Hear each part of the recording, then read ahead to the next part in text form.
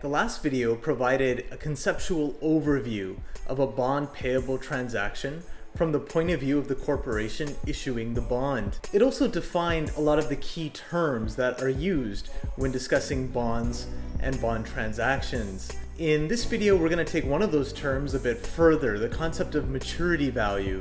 Recall that the maturity value is the lump sum amount that the issuer is supposed to pay at the end of the life of the bond, or at the end of the term.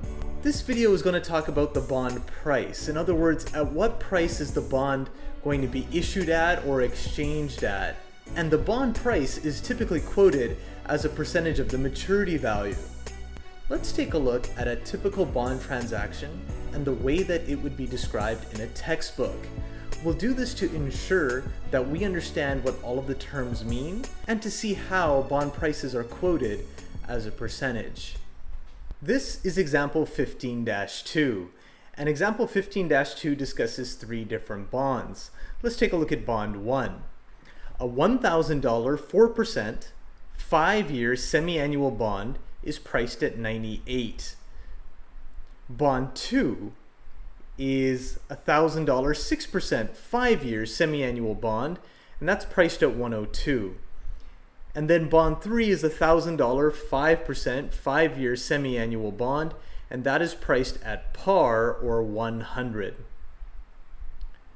For each of the above, what is the maturity value, the stated rate, the number of periods, and the bond price? What is the amount of discount or premium, if any? Is the market rate of interest above, below, or equal to 5%?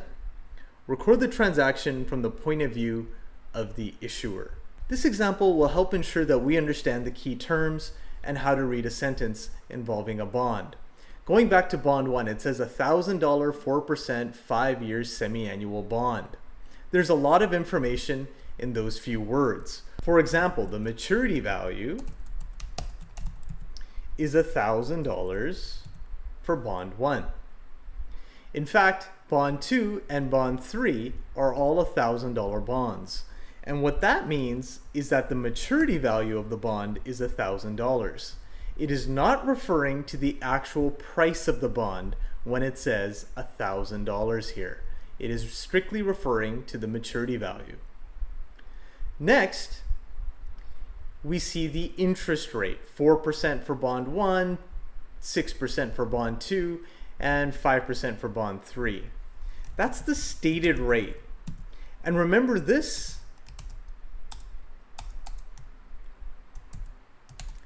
is an annual rate.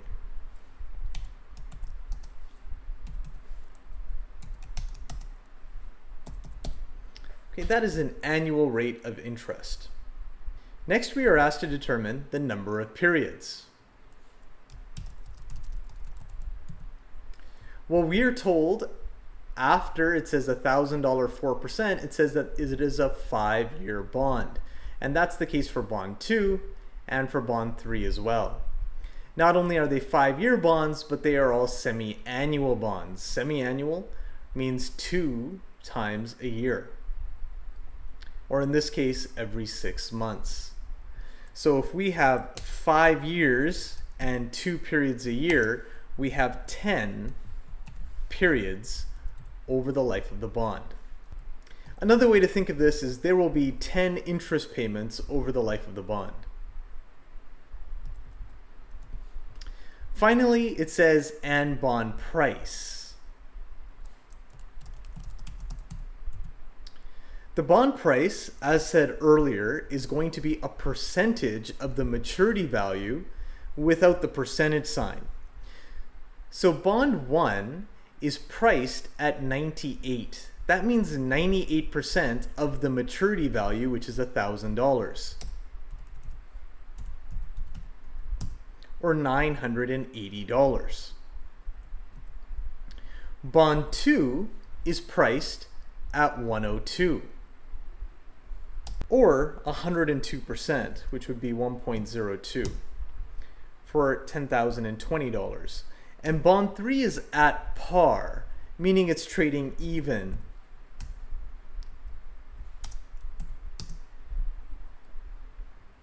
Next, we are asked what is the amount of discount or premium, if any. Well, we can see that bond 1 has a maturity value of $1,000 but is trading for $980, or it's trading for less than its maturity value. That is a discount of $20.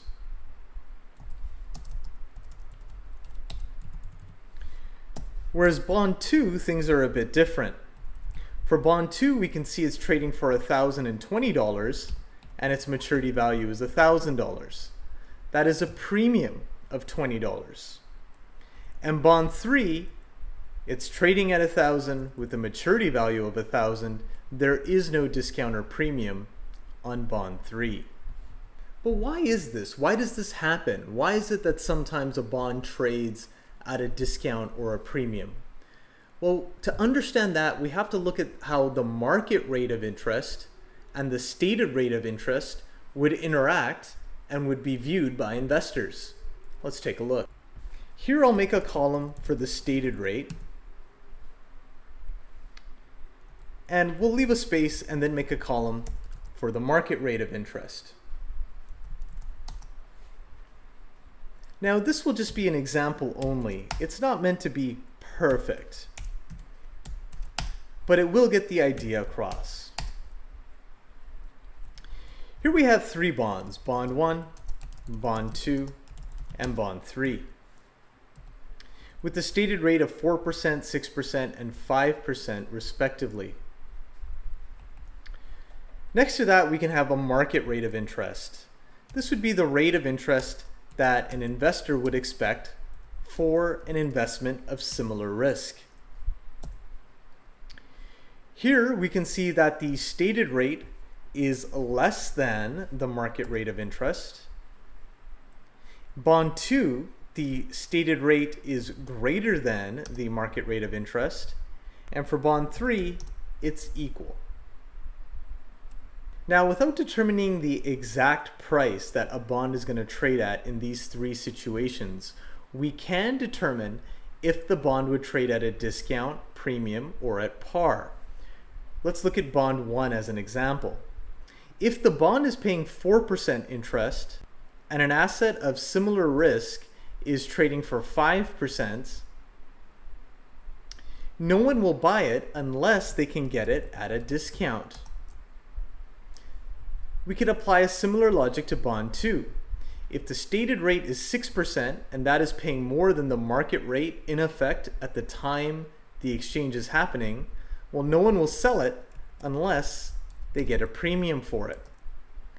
And when all things are equal, we would expect it to trade at par or at its maturity value.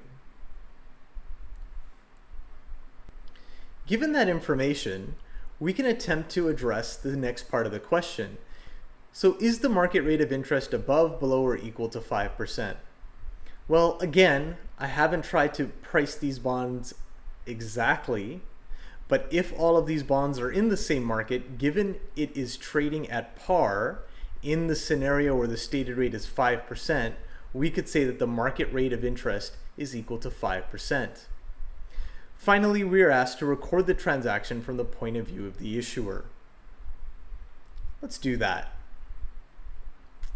We weren't given a date, but what I'll do in the date column is I'll just write down which bond we're recording for. Bond 1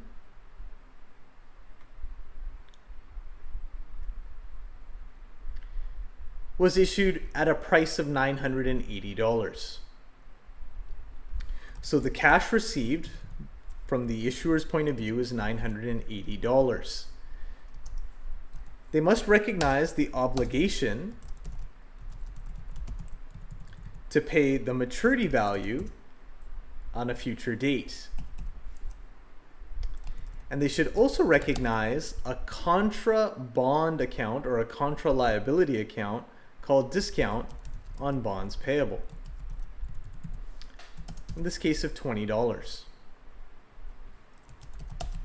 Bond 2. Again, they receive cash. And we could see that the bond price was set at $102 or $1,020.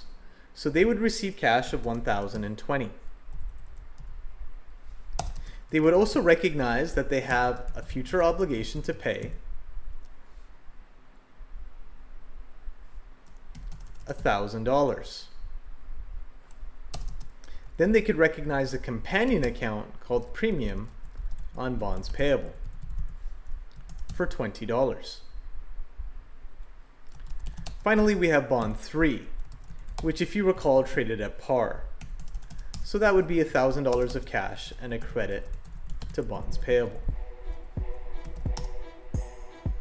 In the next video, we'll look at what happens to a discount on bonds payable or a premium on bonds payable over the life of the bond. So I hope you found that example helpful. Thanks for watching, and I'll see you next time.